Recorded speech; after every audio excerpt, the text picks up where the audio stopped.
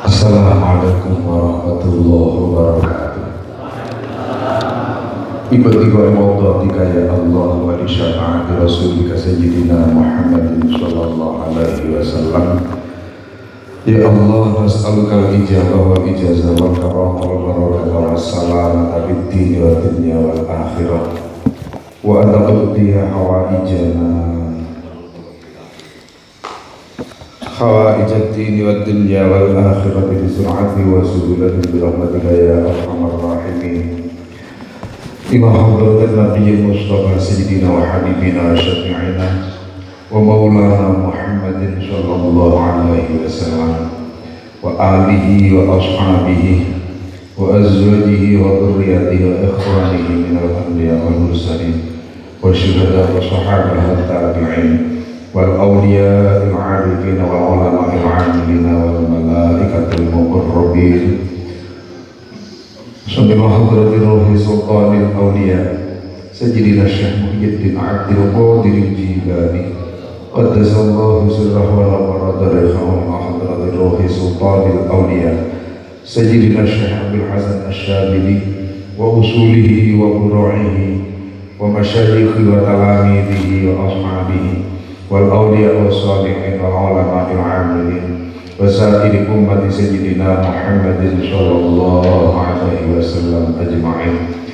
ثم إلى حضرة الأولياء والعلماء بالعرب والعجم خصوصا ولصنع وأصولهم وفروعهم وإلى حضرة الشيخ جلال الدين عبد الرحمن بن أبي بكر السيوطي والشيخ جلال الدين محمد بن محمد المحلي والشيخ مسعود بن محمد di mahal Ibrahim As-Samarqandi thumma ila hadrati ruhi Syekhina Khalil Bangkalan wa usuli wa furu'ani al Syekh Hashim As'ari wa usulihi wa furu'ihi wa ila hadrati Syekhina Syekh Maksud wa Syekh Nuriyah wa Syekhina Syekh Ahmad Syakir wa Syekh Faiz wa Syekh Aziz wa Syekh Ali Maksud wa usuli wa furu'ihi thumma ila hadrati Syekhina Dahlan وشيخنا عبد الله وشيخنا عمران حمزة وشيخنا دمياطي وشيخنا محمود شعباني وشيخنا دلها وشيخنا منير بشير وشيخنا خيران الياس وشيخنا مهيمنا بناردا وشيخنا إبراهيم وشيخنا يروياني وشيخنا خير الدين وشيخنا عبد الجبار وشيخنا حسن عبد الله وشيخنا عبد الحنان وشيخنا هدري وشيخنا الأمري وأصوله وفرعه ثم إلى حضرة آبائنا وأمهاتنا وآباء آبائنا وأمهات أمهاتنا وجميع أهل القبور من المسلمين والمسلمات والمؤمنين والمؤمنات خصوصا أهل القبور جماعة Majelis Taklim Hidayatul Fudhala, ahli kubur santri Pondok Pesantren Hidayatul Fudhala, ahli kubur yang dimakamkan di pemakaman Pondok Pesantren Hidayatul Fudhala. Ghafarallahu lahumul Fatihah. A'udzu billahi minasy syaithanir rajim. Bismillahirrahmanirrahim. Alhamdulillahi rabbil alamin. Ar-Rahmanir Rahim. Maliki yaumiddin. Iyyaka na'budu wa iyyaka nasta'in. اهدنا الصراط المستقيم صراط الذين أنعمت عليهم غير المغضوب عليهم ولا الضالين رب اغفر لي ولوالدي وللمؤمنين آمين. بسم الله الرحمن الرحيم. ولا حول ولا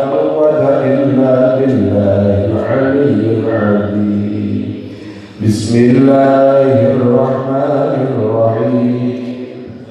ولا حول ولا قوة إلا بالله العلي العظيم.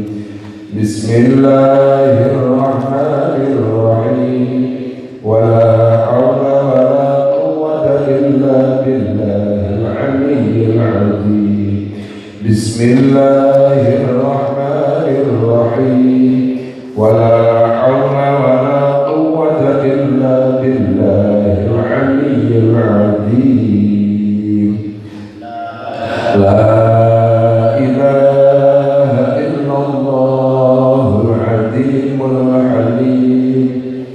لا إله إلا الله رب العرش العظيم لا إله إلا الله رب السماوات ورب الأرض رب العرش الكريم لا إله إلا الله العظيم الحليم لا إله إلا الله رب العرش العظيم لا إله إلا الله رب السماوات ورب الأرض رب العرش الكريم لا إله إلا الله العظيم الحليم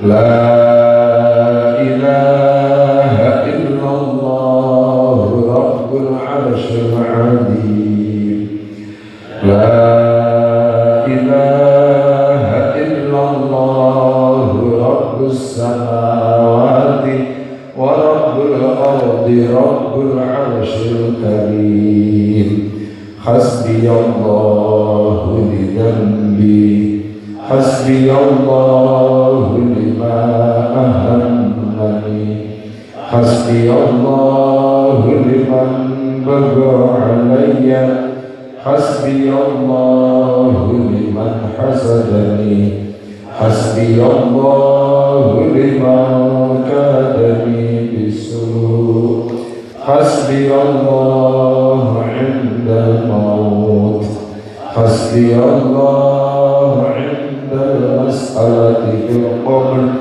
حسبي الله عند الميزان حسبي الله عند الصراط حسبي الله لا إله إلا هو عليه توكلت وإليه أنيب حسبي الله لذنبي حسبي الله لما أهمني حسبي الله لمن بغى علي حسبي الله لمن حسدني حسبي الله لمن كادني بسوء حسبي الله عند الموت حسبي الله عند المسألة في القبر حسبي الله عند حسبي الله عند الصراط حسبي الله لا إله إلا هو عليه توكلت وإليه أنيب أعوذ بالله من الشيطان الرجيم بسم الله الرحمن الرحيم الحمد لله الذي هدانا لهذا وما كنا لنهتدي لولا أن هدانا الله اللهم صل وسلم وبارك على سيدنا محمد الفاتح لما أغلق والخاتم لما سبق والناصر الحق بالحق والهادي إلى صراطك المستقيم صلى الله عليه وعلى آله وأصحابه حق قدره ومقداره العظيم أما بعد.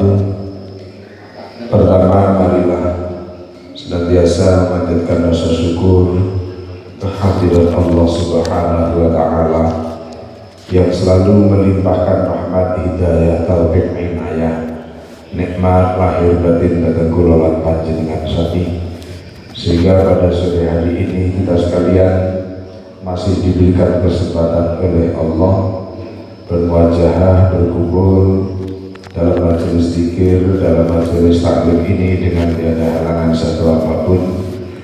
Mudah-mudahan rutinitas kulolan panjenengan setiap sore hari Jumat ini benar-benar dibarengi dengan barokah, rahmat dan maghfirah dari Allah Subhanahu wa Ta'ala, sehingga bisa menjadi wasilah sebagai penghantar bagi kula lan panjenengan keluarga kita sekalian untuk meningkatkan kualitas ibadah, kualitas iman, takwa kepada Allah Subhanahu wa Ta'ala, dan Allah berkenan memberikan keselamatan terhadap kula lan panjenengan keluarga kita saat hidup di dunia sampai di akhirat kelak.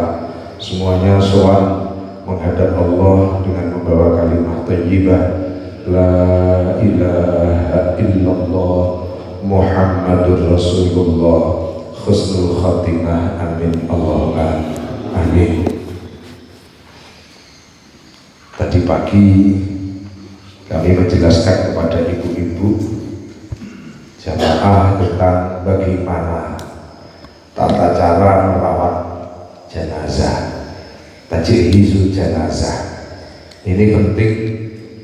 Kenapa? Karena saya masih banyak melihat apabila menghadapi orang sakit, yang sakit tersebut merupakan pintu dari datangnya ajal, kematian.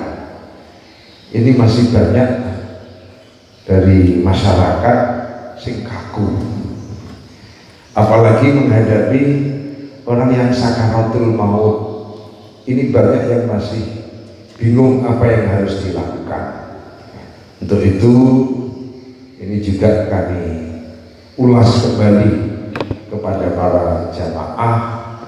Jadi ngaji tambihul gofilinnya ini mungkin 1 sampai 2 Jumat ini kita ganti tajhizul mayit, tajhizul jenazah, caranya merawat jenazah, bagaimana cara menghadapi orang yang sakaratul maut, apa yang dilakukan, yang harus kula lan panjenengan lakukan agar nanti di masyarakat panjenengan saged nggepok tulang ini, bahkan bisa melaksanakan sendiri, tidak usah ngenteni Mbah Mudin, tidak usah ngenteni sing biasane itu Pak Ustadz atau Pak Yai, jenengan sendiri harus bisa seperti itu.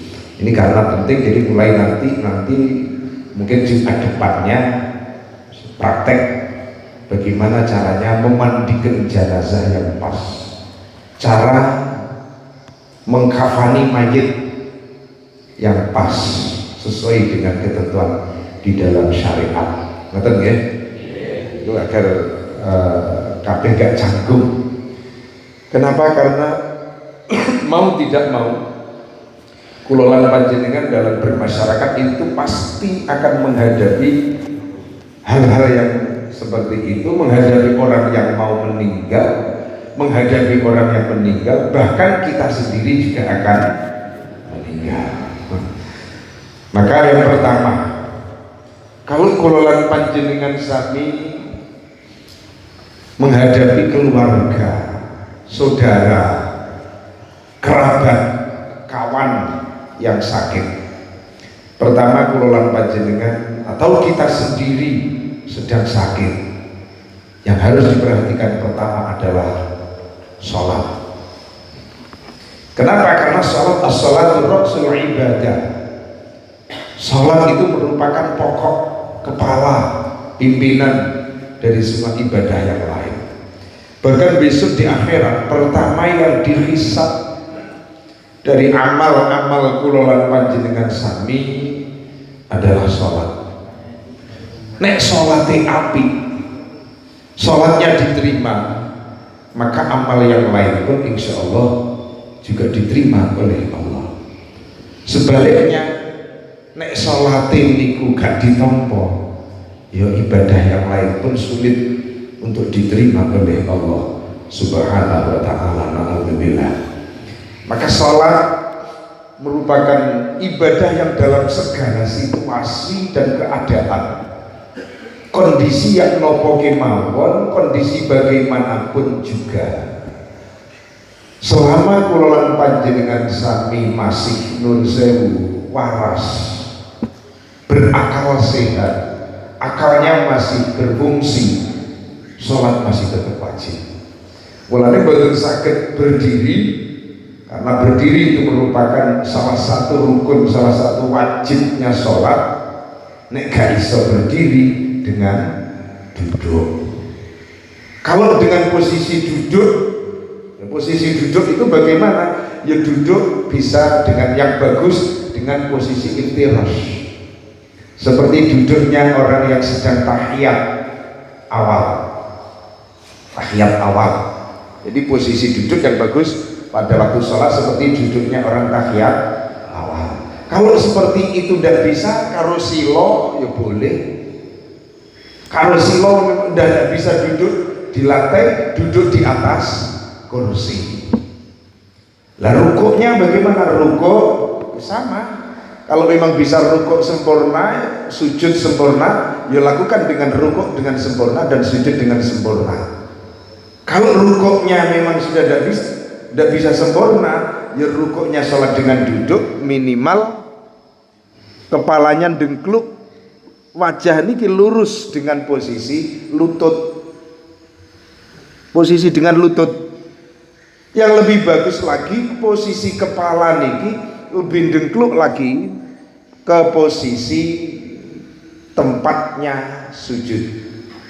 Lah untuk sujudnya, kalau bisa sujud sempurna, kepala bagian anggota sujud diletakkan di tempat sujud di lantai, lakukan di lantai.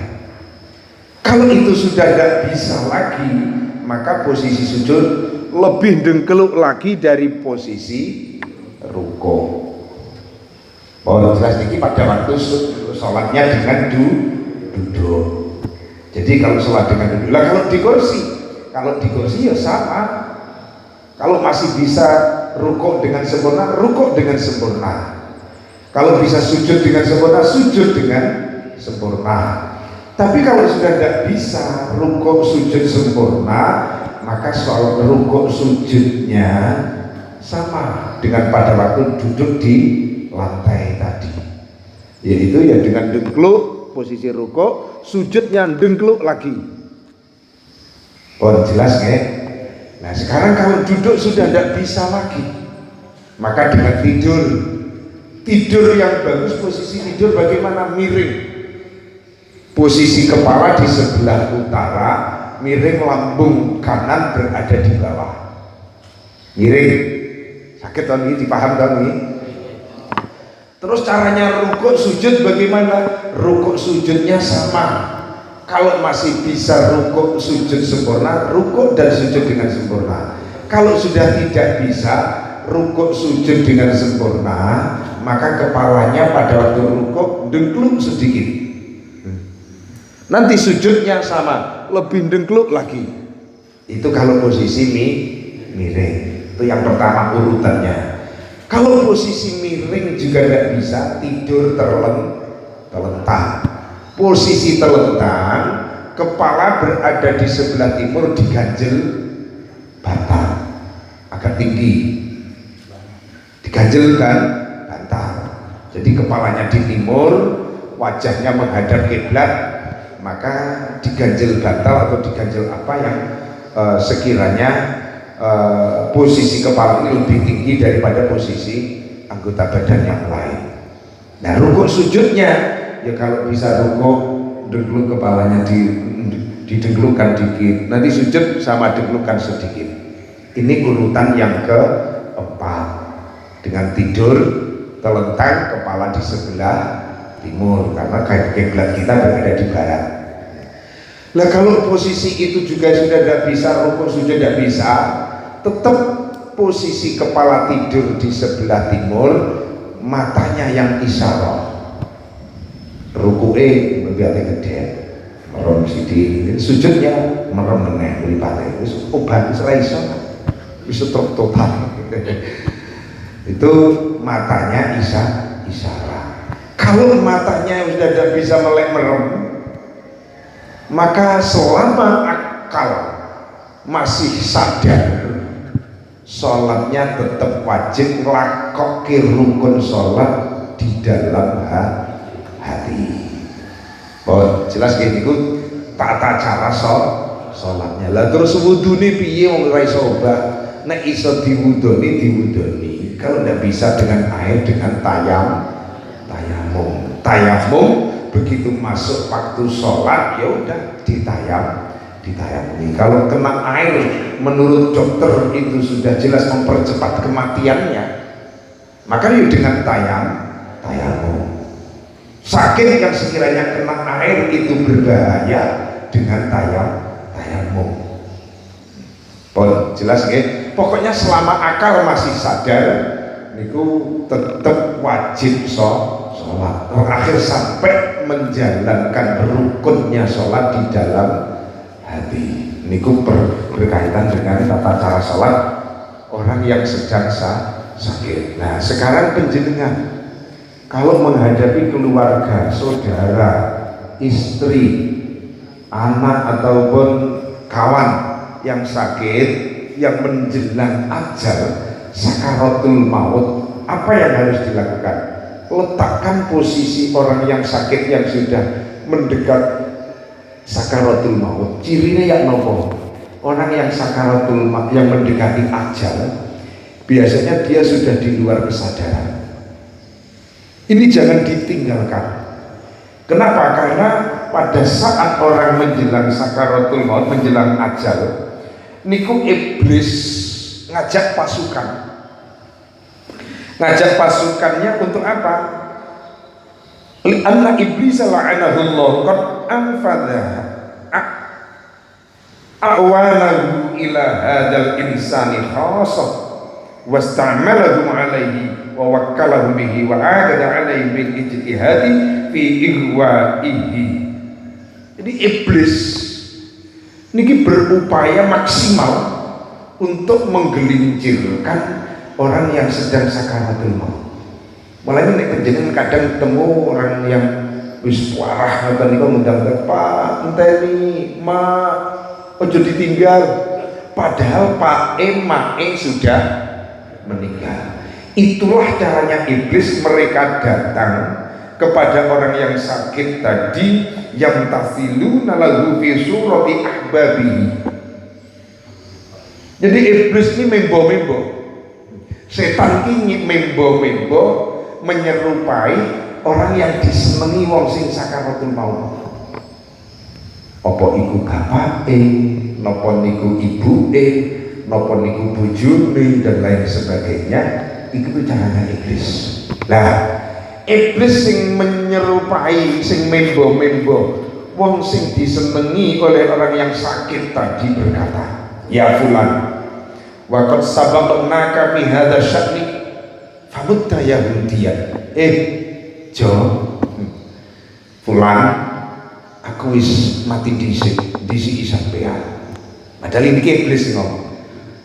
Pak sing menyerupai bapak mboke tadi, aku wis mati dhisik, aku wis ninggal ki sampean. Ternyata jo fulan ning kono iku sing ditampa ora agamane Muhammad. Di sana itu yang diterima agama Yahudi. Niki iblis. Mulane nek awakmu kepengin selamat, melu agama Yahudi ae, pindah aja melu agamane Muhammad. Niki iblis caranya seperti itu pasti. Orang yang sakit yang sudah sakaratul maut ditekani seperti niku, caranya iblis untuk menggelincirkan. Nah kalau nek kamu iya mandu manggut. Nek kamu kalau dia nanti kalau kamu setuju apa yang saya katakan manggut dia mau enggak. Kalau yang sakit ngomong gedek enggak, maka setan mencari cara lain. Mimbo sapa meneh, iku kadang pakane, kadang boe, kadang pokoknya orang yang dekat dengan si orang yang sakit semasa hidupnya. Otomatis orang tua dulu biasanya atau mbahnya. Pokoknya orang yang semasa hidup dekat dengan dia, itulah yang akan jilmai oleh setan. Yang kedua, kalau sudah niku jenenge membo-mboke gak gelem, setan membo pakane. Kuanti, fulan, aku wis mati dhisik, kok awakmu ora gelem melu piye? Melu Nasrani ngene ngono. Aja melu agamane Muhammad cilaka kowe. Melu agamane Nasrani, Pak Inaudinul Masyid. Waqad nusikha fi din Musa. Agamane Nasrani, agamane Nabi Isa wis ganti agamane Nabi Musa. Aja melu agamane Muhammad. Sing nyelametno ning kono iki agama Nasrani. Nek awakmu setuju mantuk kok. Nek mantuk alamat naudzubillah. Oh kok mau fa aba fa in aba fa idza aba ya wis dia akan menyerupai yang lain lagi. Orang yang sakit tadi digawe golokane garing oleh setan supaya tenggorokannya kering, haus yang luar biasa. Niku jarane setan.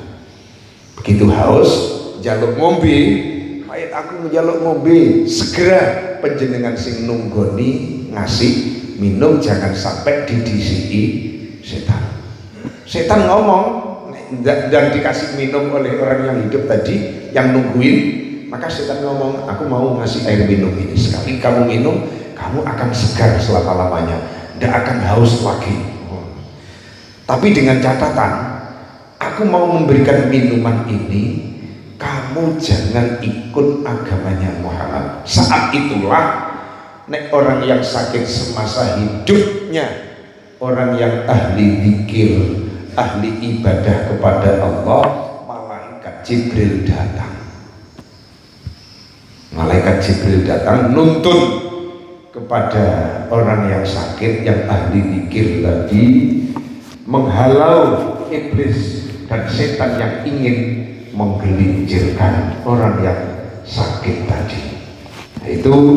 Itu pasti orang yang sakit yang menjelang ajal dia didatangi iblis. Nah, saat itulah saat-saat kritis, saat-saat manusia mudah digelincirkan oleh iblis. Na'udzubillah, tsumma na'udzubillah min dzalik. Maka sebelum kula panjenengan menghadapi semua itu di tahun baru masih ini, monggo kita muhasabah amal-amal yang bisa membentengi terhadap kula panjenengan, amal-amal yang bisa menghapuskan dosa-dosa yang telah lewat, dosa-dosa yang akan datang. Jadi untuk beberapa amal yukaffiru kullu wahidin min hadzunubal mutaqaddimah wal mutaakhirah. Amal-amal yang bisa melebur dosa-dosa yang telah lalu, dosa-dosa yang akan datang. Orang kalau mampu dan mau menjalankan amal-amal ini, maka insya Allah dosa-dosa yang telah lewat, dosa-dosa yang akan datang dilebur, dihapus oleh Allah. Kalau dosa sudah dihapus, dilebur, diampuni oleh Allah, maka insya Allah yang datang pada waktu sakaratul maut bukan iblis tapi malaikat rahmat, malaikat Jibril. Itu datang untuk menuntun kulonan panjenengan ini kan wonten innal ladzina qalu rabbunallahu tsumma istaqamu tatanazzalu alaihimul malaikatu alla takhafu wa la tahzanu wa abshiru bil jannati allati kuntum tu'adun. Sesungguhnya orang-orang yang menyebut asma Allah, berzikir asma Allah, orang-orang yang selalu berada di jalan Allah, kemudian mereka istiqomah. Tatanazzalu, silih berganti malaikat itu turun untuk memberikan informasi, memberikan kabar gembira, kabar yang menyenangkan, agar orang-orang tersebut Allah takhafu, tidak punya rasa takut, wala tahzanu, tidak mempunyai rasa susah, dan berbahagialah dengan surga dari Allah yang telah dijanjikan. Ini termasuk amal-amal yang melebur dosa, amal-amal yang menghapuskan dosa yang telah lalu ataupun yang akan datang. Apa saja? Banyak. Di antaranya yang nomor satu, al-hajjul mabrur, haji yang bagus. Haji yang baik itu haji yang terpenuhi syarat, rukun, wajib, sunnahnya haji dijalankan dengan baik. Niku haji yang mabrur. Janjinya Rasulullah, al hajjul mabrur laisa lahu jazaa'un illal jannah. Haji yang baik tidak ada imbalan dari Allah kecuali surga. Nah, saat ini daftar haji sekarang 30 tahun lagi baru berangkat. Atau wis haji tapi ternyata haji ini umumnya hajinya dulu, ya mudah-mudahan haji sudah melaksanakan hajinya diterima semua oleh Allah. Amin Allahumma amin. Kalau umpama haji kalau jenengan boten ditampa karo Allah, maka bagaimana? Ya udah, kita haji di tanah air kita, tapi tetap wajib melaksanakan haji nenggone Mekah, tetap wajib. Caranya haji, mendapatkan pahala haji bagaimana? Dalam hadis yang bersumber dari sahabat Anas yang diriwayatkan oleh Imam Tirmidzi dengan hadis hasan, Rasulullah bersabda, man shallal fajr fi jama'atin summa qa'ada yadhkurullah ta'ala hatta tatlu asy-syamsu summa shalla rak'atain kanat lahu ka'ajri hajjatin wa umratin tamah. Barang siapa yang sholat subuh berjamaah kemudian dia duduk di tempat jamaah itu sampai matahari terbit, zikir, duduk berzikir sampai matahari terbit, ya maca istighfar ping 1000, sholawat ping 1000, kalimah la ilaha illallah ping 1000, selesai langsung matahari terbit. Ya ping 1000 ping 100, kesel maca zikir napa istighfar ping 100, sholawat ping 100, la ilaha illallah ping 100, terus dilanjutkan maca Quran. Itu biasanya udah nanti selesai itu pun matahari terbit. Barang siapa yang melaksanakan sholat subuh berjamaah kemudian dia duduk di tempat jamaah itu sampai matahari terbit, duduk berzikir, maca Quran, maca zikir kalimat thayyibah yang lain, maca istighfar, sholawat, tasbih dan lain sebagainya sampai matahari terbit, kemudian dilanjutkan sholat sunnah li syuruqis syamsi, usolli sunnatal li syuruqis syamsi rak'ataini lillahi ta'ala. Berarti apa itu niku? Betul. Padahal sering kalau terangnya itu usolli sunnatal li syuruqis syamsi rak'ataini lillahi ta'ala. Niat ingsun sholat krana mletek ing srengenge, rakaat krana Allah ta'ala. Niku jenenge sholat syuruq isyraq, usolli sunnatal li syuruqis syamsi. Utawa nek matahari wis naik kira-kira sak tumbak sholat duha, sholli sunnatat duha rak'ataini lillahi ta'ala. Maka begitu salam dari sholat sunnah 2 rakaat, selesai sholat subuh dan zikir sampai matahari terbit tadi, Allah mencatat kanat lahu ka'ajri hajjatin wa umrah, maka Allah memberikan pahala kepada orang tersebut seperti pahalanya orang yang melaksanakan ibadah haji dan umroh. Dawuh Kanjeng Nabi, tamah, sempurna. Gampang to niku. Gampang. Enten jane anggere dengan kersa gitu lho. Setiap subuh jamaah nyadap karet iku ya bar anu ya sing tetep iso kok. Paling iso bar subuh niku kesusu napa ngopi ya nongkrong karo ngerokok paling. Ya dan ngopi ya nek anu ya mungkin subuhan kopine digawa teng masjid. Nggih, karo ngopi ya, iki saged mawon angsal kok ngoten niku. Tapi paling betahkan memerlukan waktu sekitar nek mriki ini biasanya kalau biasanya munggah subuh kan jam 5. Masuknya subuh jam setengah 5 lewat jam setengah 5 lewat 5 menit, jam 4:35 itu adzan biasanya. Nanti saya jam 5 naik, jam 5 munggah di wiridan subuh niku sampai selesai maca Yasin, maca surat Waqiah niku pun jam 6 lewat 18 menit. Padahal suruk itu di sini jam 6. Itu berarti sudah langsung bisa sholat suruk, sholat duha. Mau jam seperempat kok. Betul suwi nonton bal ya. Lho nggih napa mboten? Nggih.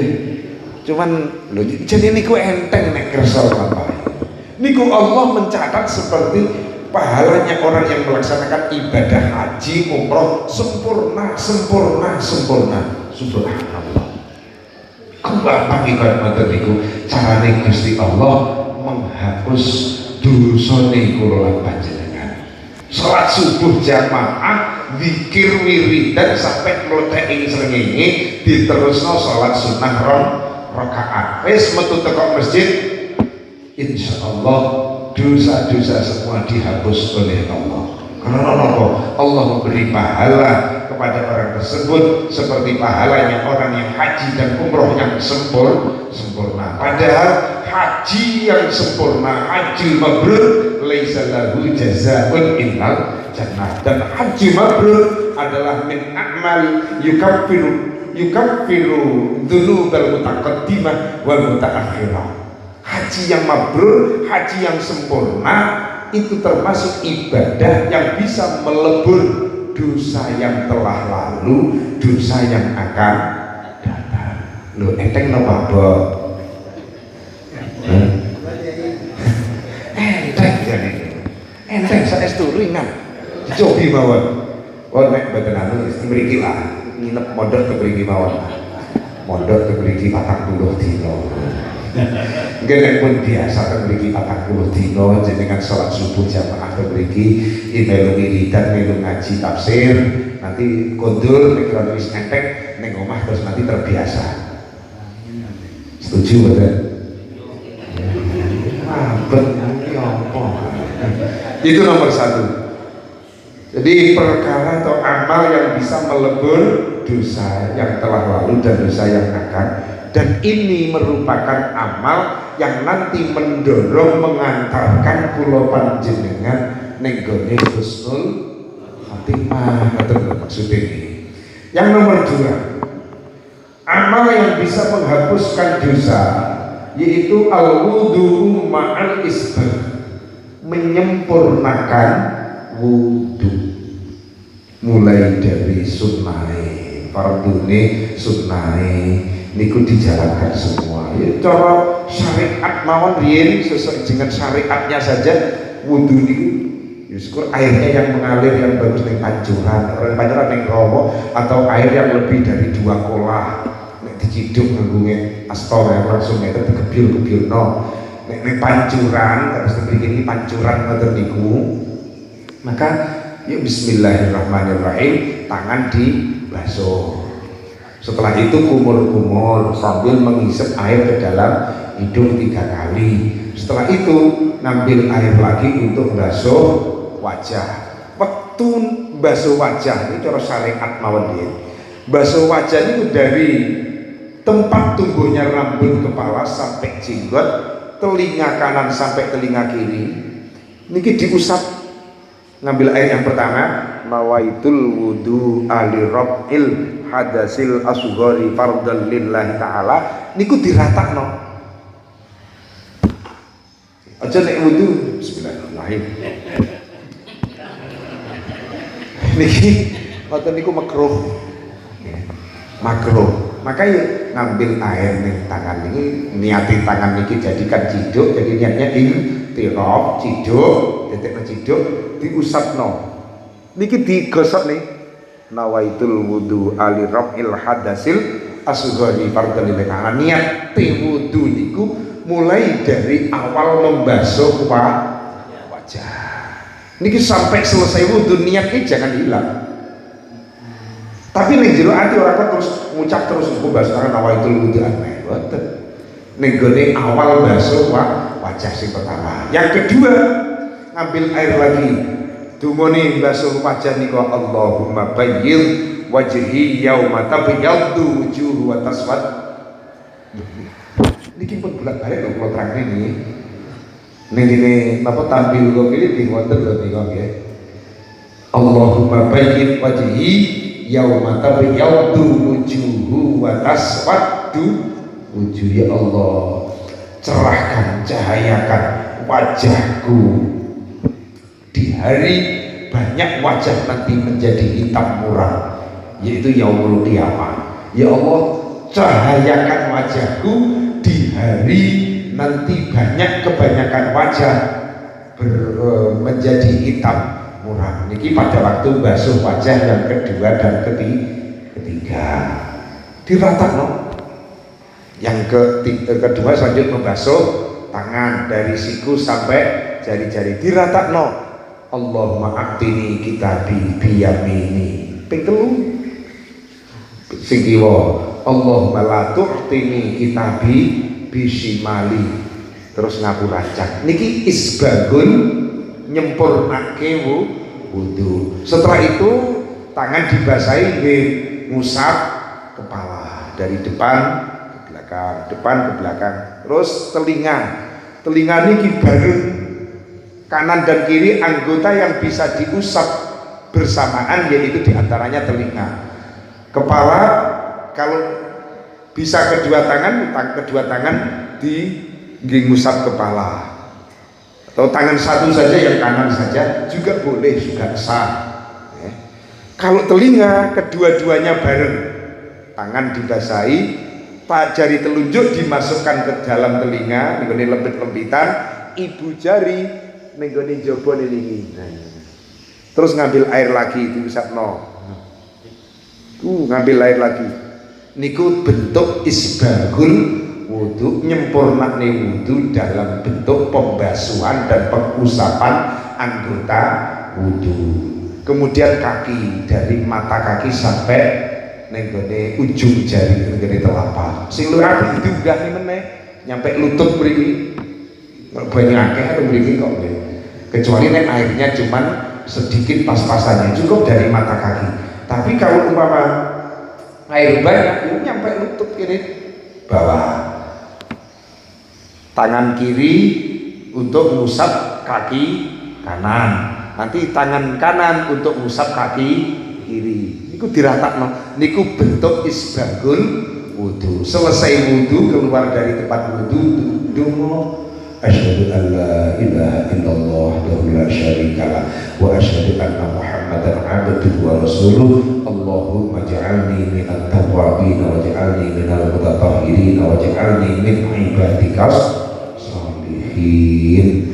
Niku donga, niku bentuk isbagul wudu, nyempurnake wudu. Lah wudu sing sempurna itu diantara amal-amal yang bisa menghapuskan dosa yang telah lalu, dosa yang akan datang. Lagi loro, dua perkara sing bisa menghapus dosa yang telah lalu, dosa yang akan datang. Nomor siji, haji yang mabrur. Nek urung iso ibadah haji, sholat subuh berjamaah, kemudian duduk berzikir sampai matahari terbit, terus sholat sunnah rakaat.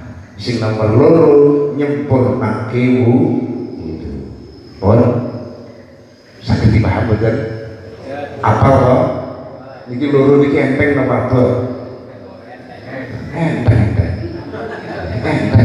Ampun ngendikan abot enteng.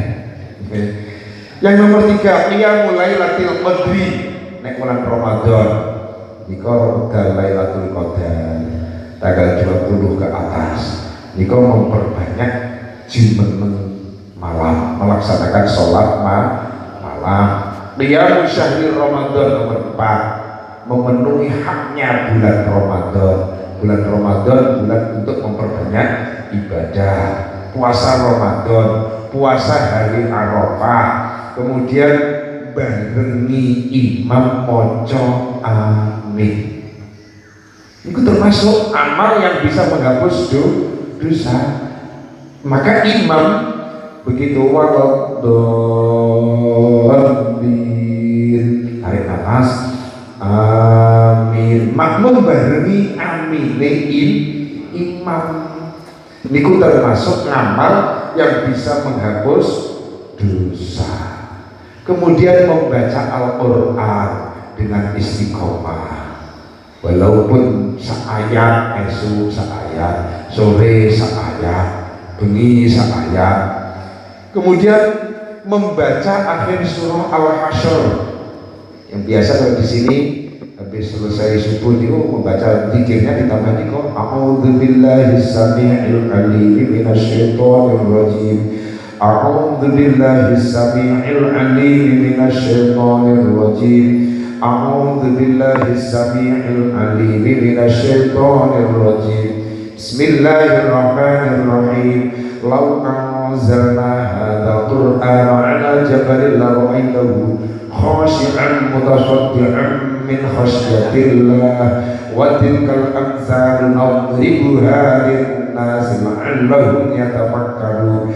Huwallahu alladzi la ilaha illa huwa 'alimul ghaibi wasyahadah huwar rahmanur rahim. Huwallahu alladzi la ilaha illa huwal malikul quddusus salamul mu'min al-mu'minul muhaiminul azizul jabbarul mutakabbir. Subhanallah amma yushrikun. Huwallahul khaliqul bari'ul musawwir lahul asmaul husna yusabbihu lahu ma fis samawati wal ardh wa huwal azizul hakim. Iku surah Al-Hasyr sing akhir.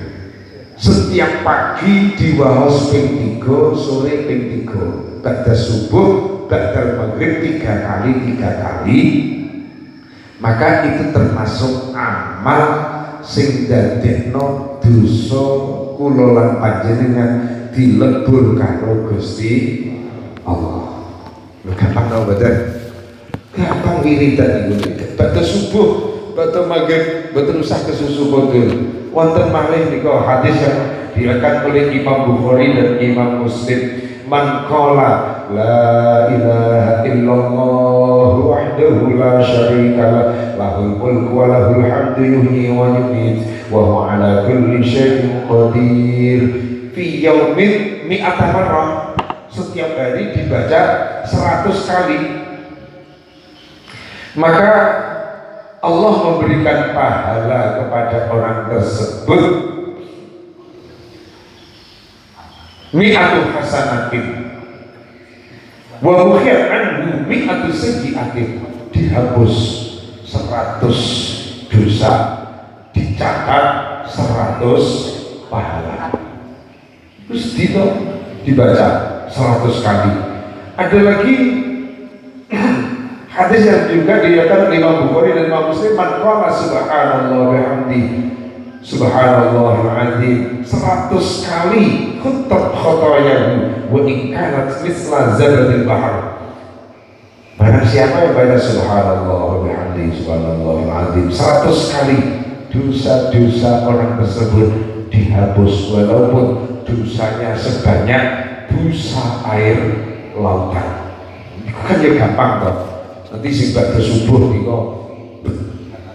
Barang siapa yang baca la ilaha illallah la syarikalah lahul mulku wa lahul hamdu yuhyi wa yumiit wa huwa ala kulli syai'in qadir 10 kali, posisi kaki belum berubah dari tahiyat, maka kutiba lahu asyru hasanatin wa muhiya anhu asyru sayyi'atin wa rufi'a lahu asyru darajatin. Ditulis 10 pahala, dihapus 10 dosa, diangkat 10 derajatnya. Niku lebih enteng lagi, nih posisi kaki belum berubah dari tahiyat. Itu juga termasuk amalan yang bisa menghapuskan dosa.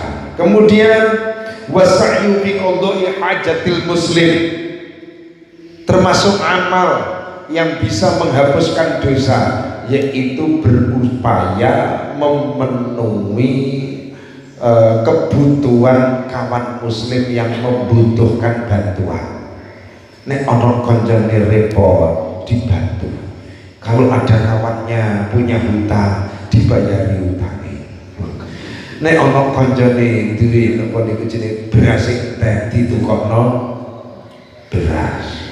Apa nama ini? Apa yo entek? Apa yo entek? Memenuhi hajatnya orang muslim. Niku termasuk perkara amal yang bisa menghapus dosa.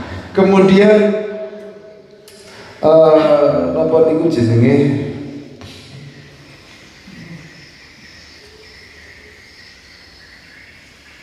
wa qaudul a'ma arba'ina khatwah, nuntun orang yang buta 40 langkah.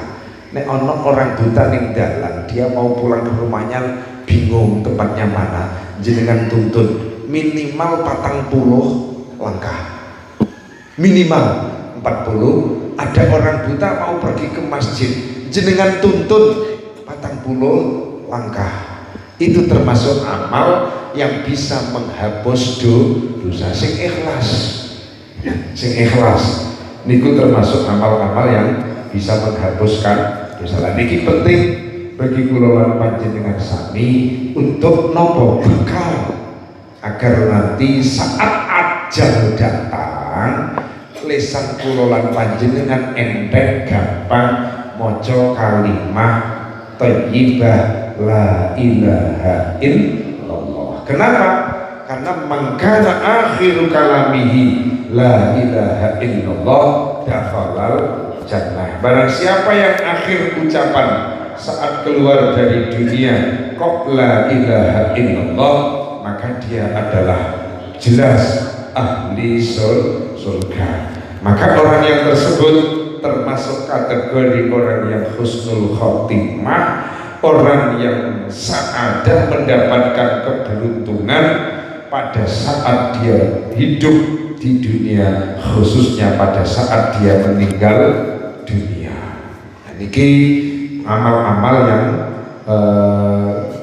harus kula panjenengan upayakan, karena sekali lagi saat-saat sakaratul maut iblis itu berupaya menggelincirkan orang yang sakaratul maut agar meninggalkan agama Islam. Na'udzubillah. Nah sekarang begitu kula panjenengan ngadepi keluarga, saudara atau sahabat yang mendekati ajal, niku nopo yang harus dilakukan? Pertama, tadi sumber kula aturi, letakkan orang yang sakit yang menjelang ajal itu seperti posisinya orang sholat tadi. Niku sing pertama, mujur ngalor kenging, mujur ngitan, kepala agak diganjel. Itu supaya dia menghadap ke arah kiblat. Oh jelas ya. Setelah itu tuntun laqinu mautakum la ilaha illallah. Talqin orang-orang yang akan mati, orang-orang mati kalian dengan kalimat la ilaha illallah. Ditalqin, diajari dengan kalimat la ilaha illallah. Setelah dia mengucapkan kalimat la ilaha illallah sekali, udah jangan disuruh terus Pak, ucap nomeh Pak, moco terus Pak, nyebut terus Pak, jangan. Justru penjenengan setelah orang yang mendekati ajal tadi kok sudah baca la ilaha illallah, diamkan. Jenengan sibuk membaca surah Yasin di sebelah kanannya, kemudian minta orang siapa, anak atau siapa, di sebelah kirinya membaca surah Ar-Ra'd. Jadi di sebelah kanan surah Yasin agak banter, di sebelah kiri surah Ar-Ra'd. Posisi membacanya lurus dengan pundaknya orang yang sakit, agak dekat, dan yang membaca orang yang disenangi mayit. Enggak, kalau sudah kalau dia sudah membaca, sudah dibacakan Yasin, surat Ar-Ra'd, kok urung mati-mati. Ya memang masih lama, karena mati aja itu tidak tahu. Ya udah diajak zikir, dia zikir. Kalau sudah ngomong lagi mengucapkan kalimat, ngobrol, aku jaluk minum, kasih minum. Setelah itu diajak lagi membaca la ilaha illallah. Nah buat macam diamkan lagi, tidak usah diadu terus. Itu kalau kondisi. Nah orang yang sakaratul maut itu dia sudah mulai hilang ingatannya, kesadarannya itu sudah hilang. Itu cirinya. Maka cirinya diantaranya, kalau keningnya batuk, pilingan itu pun gobios keringetan. Mulai gobios keringetan. Niku wong sing ada orang yang husnul khotimah ini. Nek kening keringetan gobios keringetan, niku ciri wong husnul khotimah, dan itu cirinya orang yang sedang sakaratul maut, medhoteng uratnya pun tegang. Niki gobios nomor 1. Nomor 2, cirinya lagi adalah dzaqul ain. Mripate niku pun berbesmili, mengalirkan air mata. Saya pernah nungguin seorang kiai pas saya tahlil di kisah talqin, qul la ilaha illallah, air matanya berdes.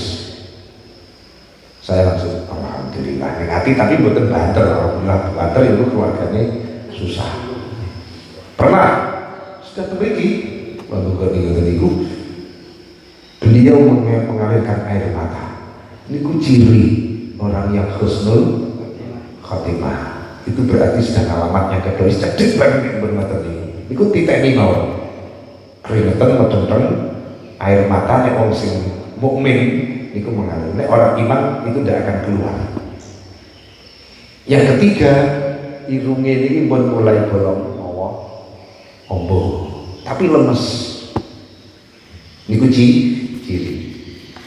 Oke, diminta dimawon. Nek pun koyo ngoten, itu jangan ditinggalkan. Orang yang sudah kondisi seperti itu, apalagi yang tadi mulai ciri-ciri sebentar, Pak, enteni, Ma, ojo tinggal. Itu jenengan segera upaya bagaimana orang yang sakit tadi tidak memanggil Pak, Mak lagi, tapi yang dipanggil Allah. Niku berupaya. Pak ane usurane diundang-undang malah dirasani, jangan. Niku jenengan harus segera ngambil langkah bahwa orang yang sakit itu benar-benar sedang dibujuk setan, iblis. Hak niku, itu yang harus diperhatikan. Oh, jelas kan? Nek pun jelas si orang yang sakit tadi mendekati ajal kaya ngoten niku, posisi di kanan membaca surah Yasin, di sebelah kiri membaca surah Ar-Ra'd. Nah, nek pun meninggal jelas lepas niku langkah pertama penjenengan pejamkan mata si mayit. Ini belum sudah mayit, bukan orang yang sakit lagi, sudah mayit, matanya dipejamkan, ditekan sedikit batu ini. Nek niki ora iso mireng kok masih belum bisa terpejam, maka lengan kanan dan kiri minta satu orang dipegang lengan, kanan kiri dicekel, ibu jari kaki kedua-duanya jenengan cekel. Terus bismillahirrahmanirrahim wa ala millati rasulillah sallallahu alaihi wasallam, tarik bareng, narik tangan karo narik kedua ibu jari kaki bareng bersamaan. Nanti otomatis mata merem diri. Paham ya? Itu caranya. Itu yang pertama. Yang pertama memejamkan mata. Kalau sudah jelas-jelas meninggal, mayit diposisikan, nek mayit lanang kepala di sebelah selatan, mayit wedok kepala di sebelah utara. Seperti pada waktu posisi mensolati jenazah. Nek jenazah niku lanang, sirai mayit ning sebelah kidul selatan. Nek mayit wedok sirai nang sebelah lor utara. Biasanya kalau jadi kan ke Biawya, mayit kabeh muncul ngalor. Iku nek kitab, ngoten iki nek kitab sunnahnya nek mayit laki-laki di sebelah selatan kepalanya, mayit perempuan di sebelah utara. Oh, jelas ya? Nah, setelah niku melepas semua pakaian yang nempel di mayit. Itu langkah yang kedua. Pertama memejamkan mata, yang ketiga, yang kedua meletakkan mayit posisinya agak tinggi, jangan di lantai. Diangkat di atas, tidak usah pakai kasur, kloso mawon, tikar, tidak usah pakai kasur, di atas tikar, kalau kasur, tapi ya kasur sing tipis atau karpet atau minggu, agar tidak cepat berbau. Mambu, nek tidur kasur gampang mambu, maka ditaruh di atas tikar biasa. Jawa biasanya malah tikar pandan nih kok. Masih bagus material. Apa harus pakai bantal? Kalau memang mengkhawatirkan nanti ada perkara yang ada di dalam lambung naik, maka dikai ganjil bantal sidik.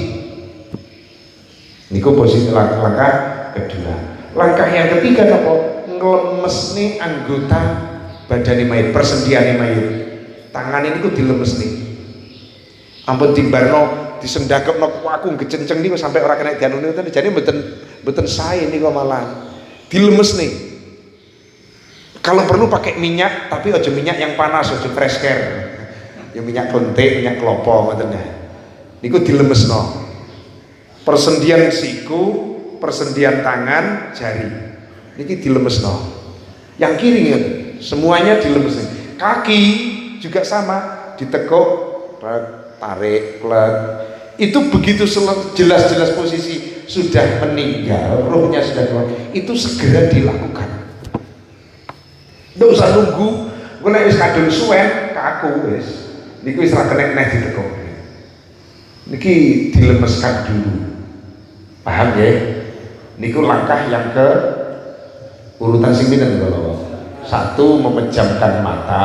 Dua, meletakkan mayit di posisi agak tinggi. Yang ketiga, melepaskan semua pakaian yang nempel diganti dengan kain tipis. Yang keempat, melemahkan ngelemesnya persendian mayit tangan dan kakinya, terutama tangan kaki. Kemudian perutnya niku ya rada dikuleni sedikit, ditekan sedikit diurut. Ini bisa dilakukan pada saat nanti memandikan, bisa dilakukan pada saat mayit masih belum dimandikan tadi. Atau kalau tidak, di atas perut ditumpangi semacam kayu atau batu yang beratnya sekira-kira setengah kilo,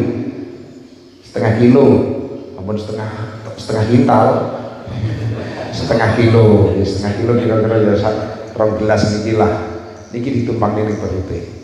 Tujuannya apa? Supaya kotoran yang mestinya keluar itu segera keluar. Oh, jelas ya? Nah, setelah niku nek pun kaya ngoten persiapan niki kelilingnya nek biyen niku dikei hubungan minyak supaya bau seger. Kalau sekarang banyak parfum juga ini parfum, tapi jangan disemprotkan di badannya mayat di sekelilingnya. Nenek tembri kalau menyan kayu garu, betul apa-apa. Wah, dadak diobong-obongi menyan udang demit, apa menyan iki udang demit boten. Itu untuk mengharumkan ruangan. Nek ana kayu garu, dupa ya dupa. Betul apa-apa, enggak apa-apa. Pakai kayu garu, ini Masjid Nabawi, Masjidil Haram itu kan setiap malam Selasa, malam Jumat kan ya. Ana sing ngubenge napa niku jenenge? Hubungan kayu garu tuh nih, itu kayu garu yang dibakar itu sunnah memang agar tidak berbau amis atau bau tidak sedap. Nah, kalau sudah semuanya siap, niku mempersiapkan untuk proses memandikan jenazah. Proses memandikan jenazah. Mayit lanang yang memandikan harus orang laki-laki, mayit perempuan yang memandikan harus perempuan. terkecuali mahram. Putrane jenengan, anak wedok boleh, istri penjenengan boleh.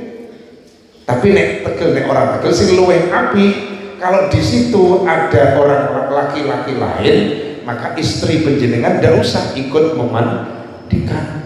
Anak putri jenengan ndak usah ikut memandikan kalau di situ ada laki-laki lain. Paham ya?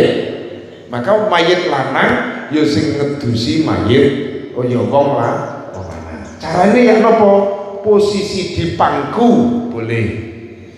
Kalau sekarang ada napa niku semacam alat meja khusus untuk memandikan jenazah boleh. Yang penting mayit tadi napa mboten merasa napa nggih direndahkan. Ya cara pendidikan ya tetap sing luwih apik di pangku, posisi mangku tangan kanan di bawah, tangan kiwa ning dhuwur, kerangkul ngeten iki. Ning biasanya terbalik to, kiri ning isor, tengen ning dhuwur. Sing apik tengen nok ngisor, kiwa nok dhuwur. Ngeten posisinya. Pun jelas niki. Ya, niku posisi memandikan. Caranya memandikan, air yang digunakan memandikan itu yang disunahkan air yang ngalir terus, pakai selang, tapi jangan yang pakai steam.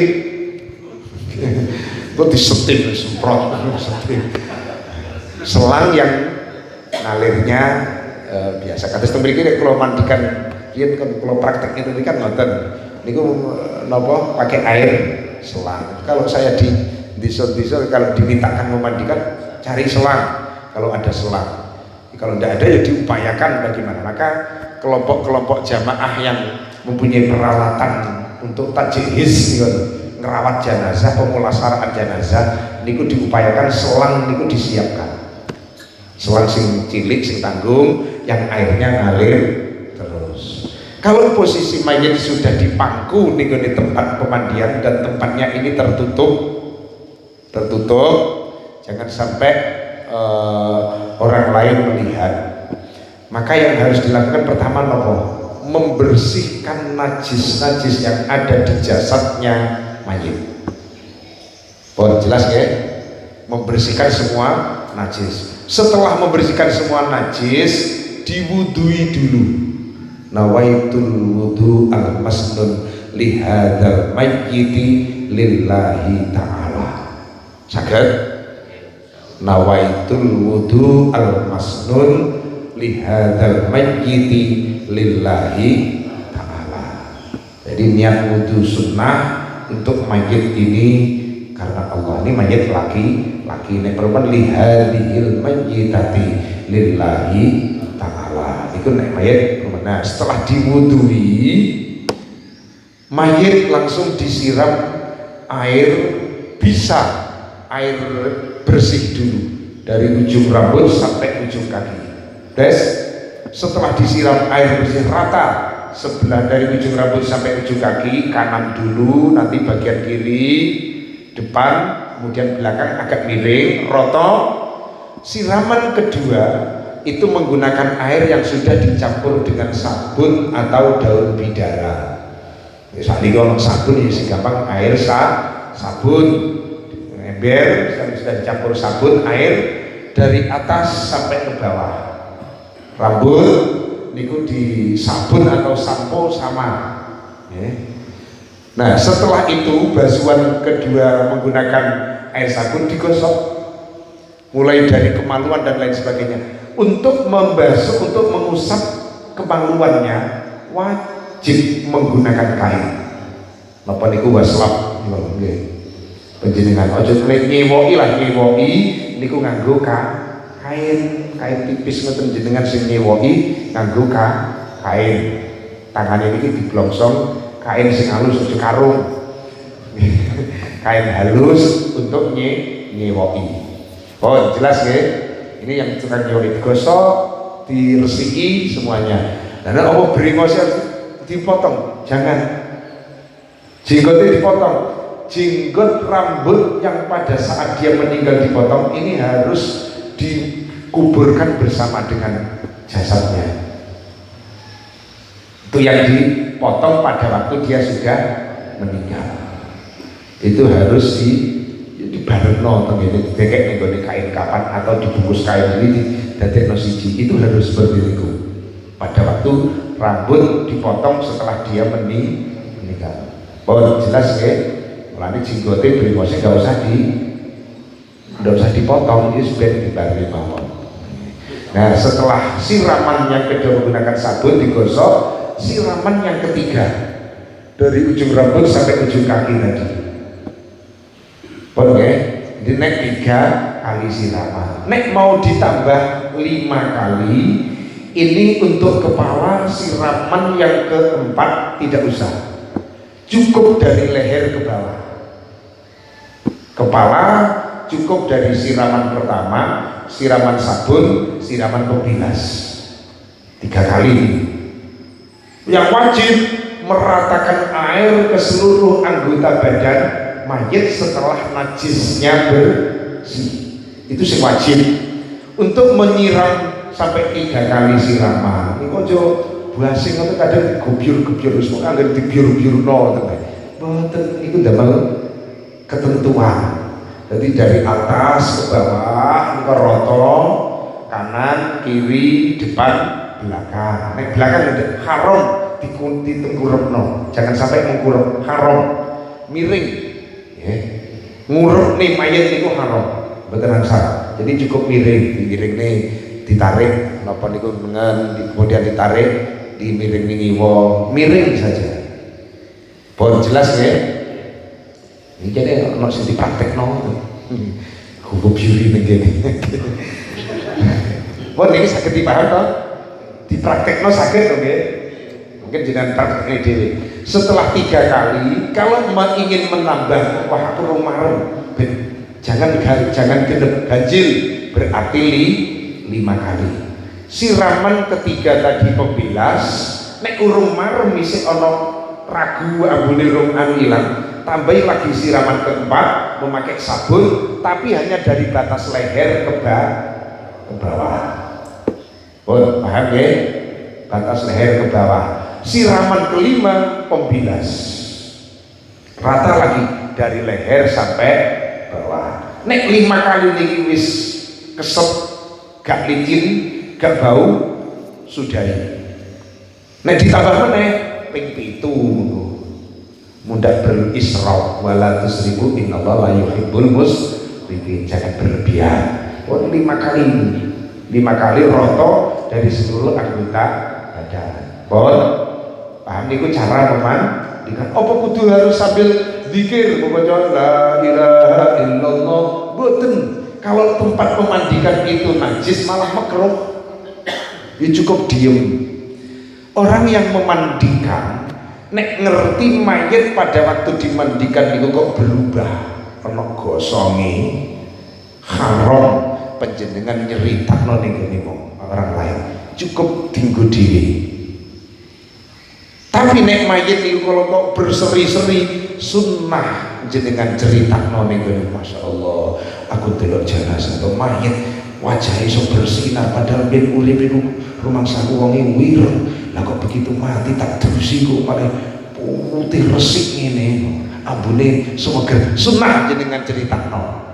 Karena wong sing mati niku ahli ibadah. Mungkin seperti itu. Niku sunnah dicerita.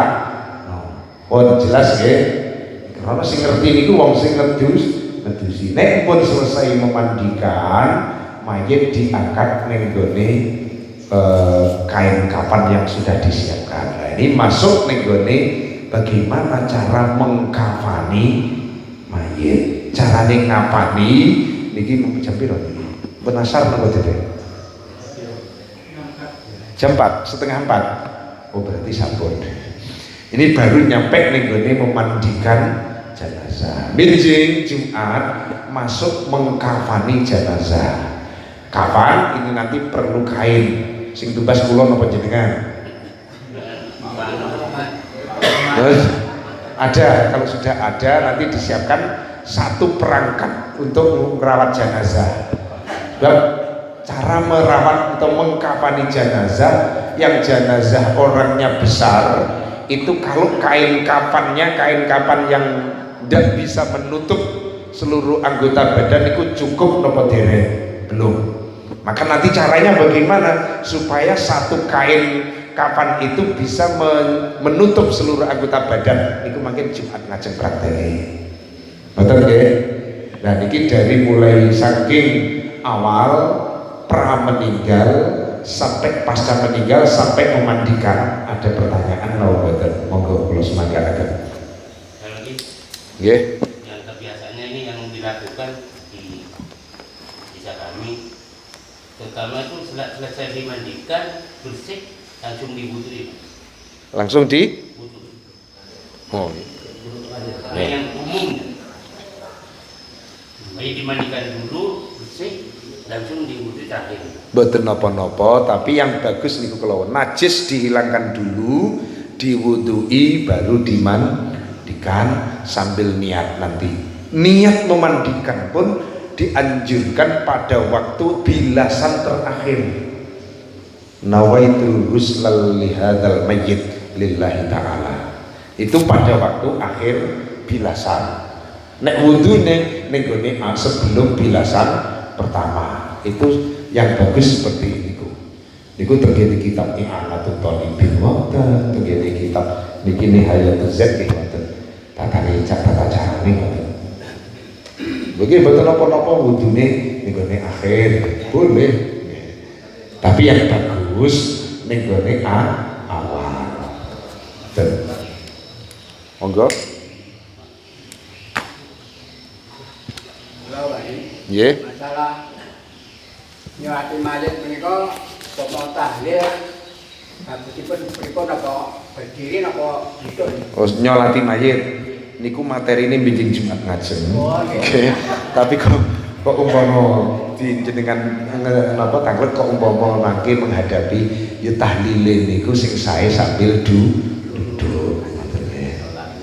Mayit makanya jangan terlalu tinggi posisinya. Posisinya kan mejane semeten iki. Sampeyan iki pas. Meja ngeten iki. Ampun dhuwur-dhuwur. Nggih. Tukang malih doa wudu nika kalau ibadah sholat itu yang pun tambahi nak jalan nahu pripun niku. Nggih betul napa. Donga kathah ditambahi sae nggih. Nggih. Nggih. Ini kalau ada yang nyari untuk bayi yang meninggal itu wudunya cuma siram sekali lewat. Bayi niku cara merawat bayi. Kalau bayi yang meninggal itu usianya di bawah 6 bulan ya, itu termasuk bayi keluran keguguran asiktu yang dia belum sehingga belum nopo niku jenenge tidak ada tanda-tanda hidup pada waktu lahir, itu berbeda dengan tata cara ngerawat bayi yang lahir usianya sudah 6 bulan, apalagi lahir sudah napa niku jenenge dia ada tanda hidup. Lahir jepret isi urip walaupun hidupnya niku namung kecil-kecil, itu beda. Kalau lahir dalam keadaan urip bernafas walaupun hanya semenit ataupun hanya cuma obah tok, maka ngerawatnya seperti layaknya jenazah tua.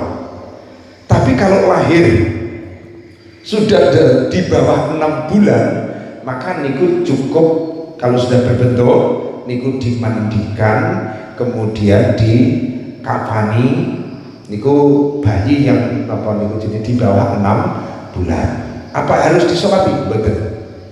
Tapi nek bayi niku kalau sudah lahir dan masih sudah dalam keadaan hidup, maka seperti layaknya jenazah atau mayit dewasa. Yo dimandikan, dikafani, yo disolati walaupun dungane beda. Allahumma ighfir lahu diganti Allah napa yang lain.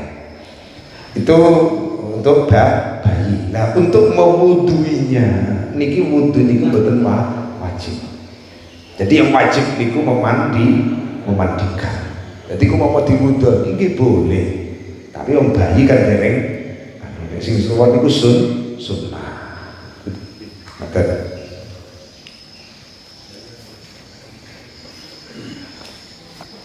monggo yang lain.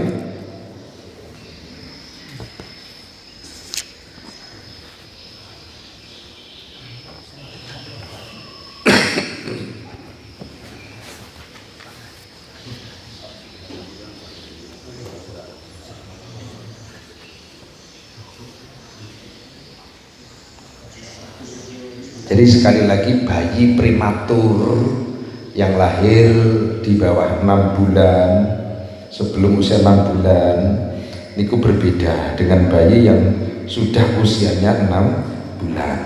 Pendapat yang di satu pendapat, bayi yang lahir usianya sudah 6 bulan ada tanda hidup waktu lahir atau tidak, maka dia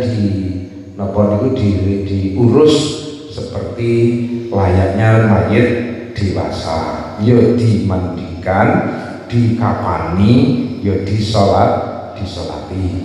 Tapi kalau bayi prematur tersebut, menurut Imam Ibnu Hajar sendiri, kalau bayi tersebut prematur yang ada bayi belum berbentuk manusia, urung wujud menungso, berarti masih di bawah 6 bulan, belum wujud, maka ya cukup langsung dibungkus, sunnah dibungkus dan dikubur, mboten usah dicuci, mboten usah dimandikan.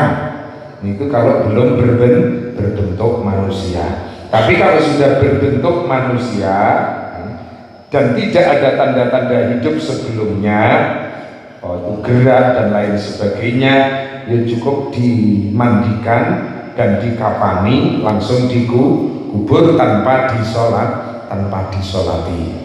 Niku bayi prematur, bayi lahir yang sebelum 6 bulan. Monggo yang lain. Iya.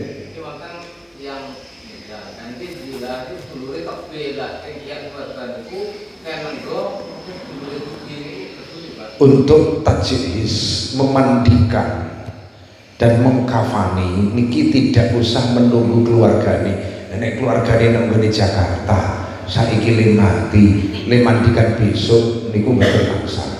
Maka yang baik bagaimana, ya udah sekarang segera dimandikan, dikafani, terus dan mensolati jenazah itu harus setelah dimandikan. Sebelum dimandikan kok disolati, mboten sah. Itu maka yang baik keluarganya harus dikasih pengertian. Tajhiz mempercepat pemulasaraan jenazah, rawat jenazah itu lebih bagus. Dipercepat. Ora kok ditunda-tunda. Itu yang lebih bagus, dipercepat. Ini kalau begitu jelas sudah alamat meninggal, sudah jelas-jelas meninggal, segera jenengan ngambil langkah yang apa? Memejamkan mata, kemudian melepas seluruh anggota pakaian yang nempel di badan, diganti dengan kain tipis, ngelemeskan, melenturkan persendian mayit didekek ning dhuwur meja sing rendah, dikasih pewangian sambil menunggu persiapan untuk memandikan. Nek maca Yasin, maca Quran sebelum dimandikan mboten napa-napa. Yang tidak boleh itu mensolati sebelum dimandikan.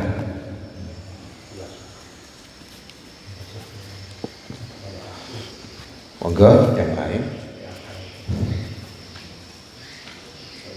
Untuk mayit perempuan lahir itu khusus harus orang perempuan. Jadi laki-laki ya harus laki-laki, perempuan harus perempuan, kecuali mahramnya. Kalau mahram boten napa-napa, anake, bojone boleh. Suaminya boleh nek tegel. Biasanya kan ora tegel wis serahne wong wedok. Wong wedok iki kathah sing saged diserahkan perempuan.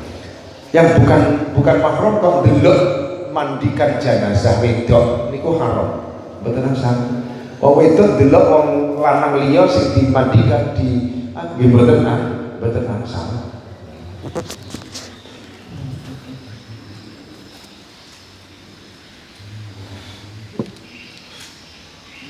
Sebab nuwun sewu sing tersiksa niku mboten kok sing delok.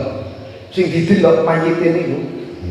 Mayite niku tersiksa pada saat ana orang lain melihat auratnya. Itu tersiksa. Terus nangis meratap-ratap niku nggih termasuk menyiksa mayit. Lane mayit sing diratapi niku malah jerit-jerit, la tu'adzibuni bibukaikum, jangan menyiksa aku dengan tangisan kalian semua. Niku mayit, bukan nek umpama kula jenengan krungu mayit itu, ojo aku bersiksa dengan tangisanmu itu menyiksa aku. Niku mayit ngomong ngoten niku, cuman kula jenengan mboten pireng niku dawuh Kanjeng Nabi ngoten. Monggo mboten malih.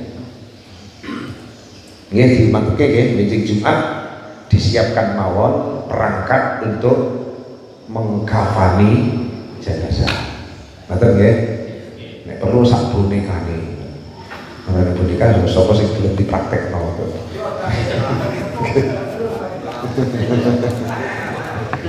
Iki boneka mawon mangke bateske boneka mawon nggih. Ampun. Mudah-mudahan kula lan panjenengan diberikan kekuatan oleh Allah, diberikan istiqomah dan berzikir kepada Allah sehingga kula lan panjenengan diberi barokah umur, barokah keluarga, barokah ilmu, barokah rezeki yang diberikan Allah terhadap kula lan panjenengan senantiasa untuk bekal ibadah kula lan panjenengan dengan saudara Allah Subhanahu wa taala. Amin Allahumma amin. Semoga akan kami ujikan keselamatan dunia akhirat, husnul khatimah. Al-Fatihah. A'udzu billahi minasyaitonir rajim. Bismillahirrahmanirrahim. Alhamdulillahi rabbil alamin. Ar-Rahmanir Rahim. Maliki yaumiddin. Iyyaka na'budu wa iyyaka nasta'in.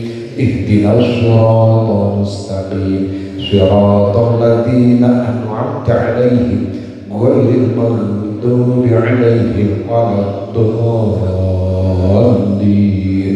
Amin. Allahumma shalli ala sayyidina Muhammad wa ala ali sayyidina Muhammad wa sallim wa radiyallahu ta'ala an kulli sahabati Rasulillah ajma'in. Alhamdulillahirabbil alamin.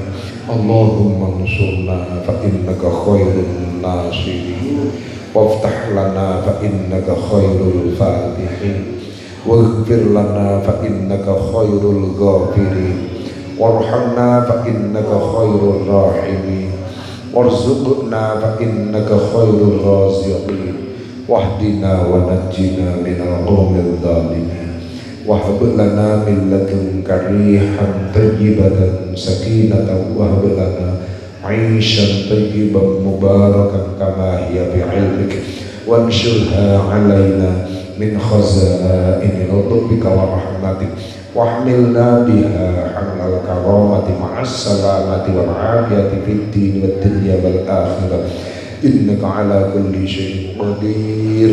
Allahumma ighfir lana wa liwalidina wa limasyayikhina wa auladina wa ahli baitina wa ashabil huquqil wajibati alaina wa jami'il muslimina wal muslimat wal mu'minina wal mu'minat al ahya'i minhum wal amwat. Rabbana atina fid dunya hasanah wa fil akhirati hasanatan wa qina adzaban nar. Wa sallallahu ala sayyidina wa maulana Muhammadin wa ala alihi wa sahbihi wa sallam. Subhana rabbika rabbil izzati amma yasifun wa salamun alal mursalin walhamdulillahi rabbil alamin. Allahumma muwaffiq ila aqwamit thariq. Assalamualaikum warahmatullahi wabarakatuh.